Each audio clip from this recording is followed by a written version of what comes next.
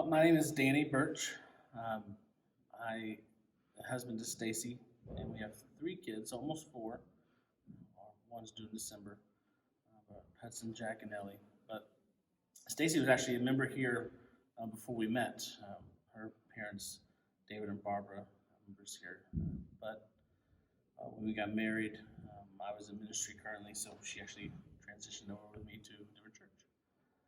Before all that, kind of my history in ministry goes back to pretty much before I was in college, and so I kind of started part time before I was in college at a church, just kind of doing music, played guitar and sang. So automatically I was say, yeah, you can lead. So I jumped into it pretty young. In college, I actually started at my home church. It was music, ministered there for 2 years before I really felt God calling me out and moving down to the coast. Which you know anything about me, I don't like sand, but I lived about a quarter mile from the beach of the ocean, which was fun for people who visited, but not for me necessarily. But I really enjoyed my time there as music and family pastor. I spent 4 years in a little town called Port Aransas, which I know some people know about, but it is down by Corpus Christi. Towards the end of that time, I really felt God calling me away, but I didn't want to listen because felt comfortable, felt real anxiety about leaving a place I really poured into for 4 years. But I was in a conversation with the Lord that I felt and heard Him tell me that that it's not my responsibility to keep this church moving, keep this church growing. That it wasn't my church, it was His, and He said to go, and so I said, okay. I didn't.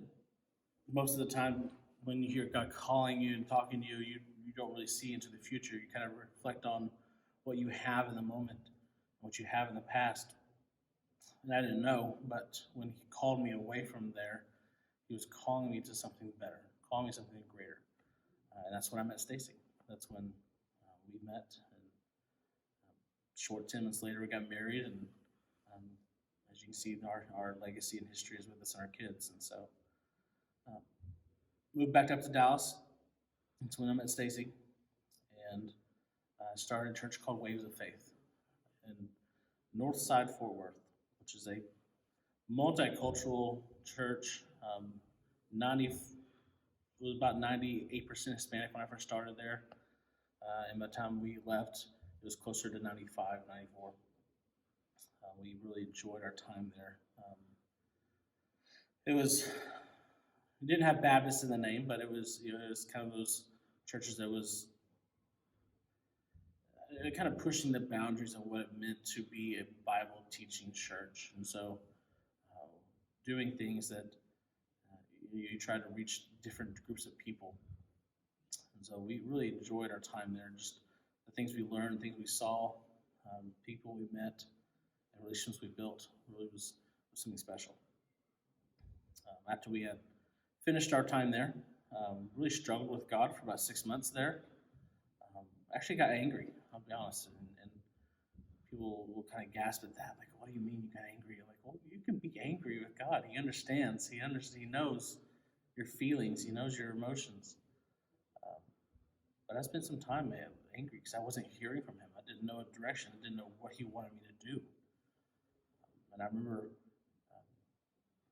being in the shower, and I remember saying, God, whatever you want me to do, I'll do it. Just tell me what to do. I think at that point, he saw my heart change a little bit and knew that I was ready. I didn't. I still think I'm ready, but He knew I was ready. He said, I want you to plant a church. I said, great. How do you do that? I had no idea. No idea how to plant a church. So that I knew people who did. And so I called him up and said, hey, can you meet with me? Can you talk with me? We sat down, talked it through, and actually planted a church through their church in Argyle, Texas, and Justin, Texas. Really kind of dropped us into a community. Didn't have a lot of money, didn't have a lot of groundwork already. but we knew there were people.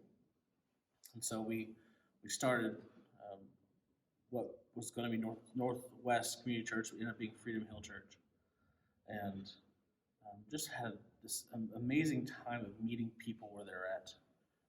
Things I learned to do that I'd never learned in a traditional church that was already built, that was already kind of an established church environment. We did things that we just never even crossed my mind to do. But it was about reaching people where they were at, reaching people who didn't go to church necessarily, who had no inkling to actually join a church or be a part of something, but they knew they were missing something.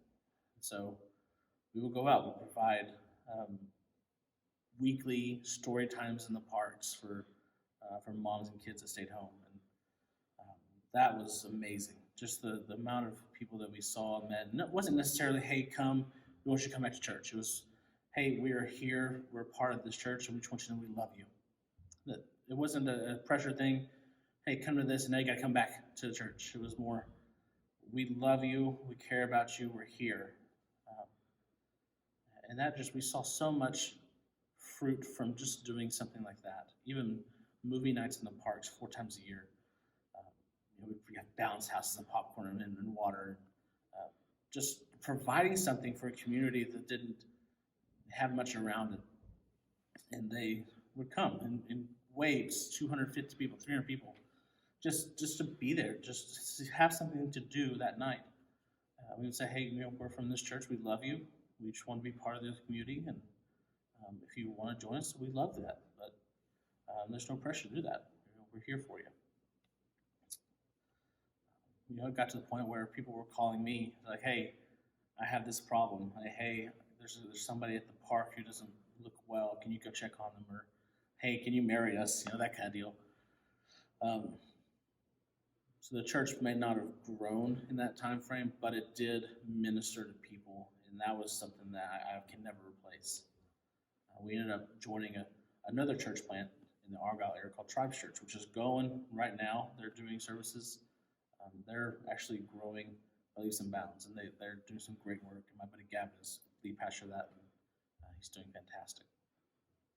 But for us, we felt God saying, okay, you're done here. I was like, okay. And we learned that when God says something, to do something, to go something, you say yes. Because if you say no, you're on the other side of his will, and you know that that's not a good place to be. Things just don't go really well on that side of his will. So we said yes. We finished renting an apartment out there, which was fun, by the way, with 5 people in one 2-bedroom apartment. It's really fun. Not really. But I found a house out here. We bought a house and moved back out to Fort Worth, and really felt the need to come to Lakeshore and to see what Lakeshore's doing. And we knew that the Lakeshore for a while had been talking about contemporary style music. And I knew that, I could help. At least I could lend my expertise, or I could help mold a band, or kind of grow some people into that position. And it really turned into, so okay, I'll do that until God says go somewhere else. But God didn't say go somewhere else. And so it kind of grew into more of a role for me to jump in and say, okay, we're going to do this because I know the goal of this church. I know the goal of Lakeshore is to reach families, to reach the community, to bring people back to the house of the Lord. And so I can jump on board with that.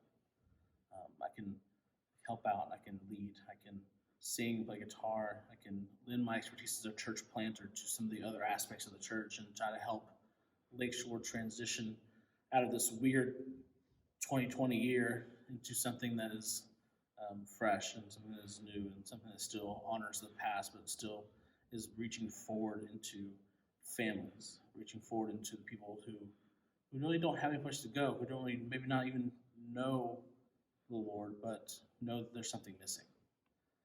And so it's kind of a short and abridged version of our story, but that's how I got here today.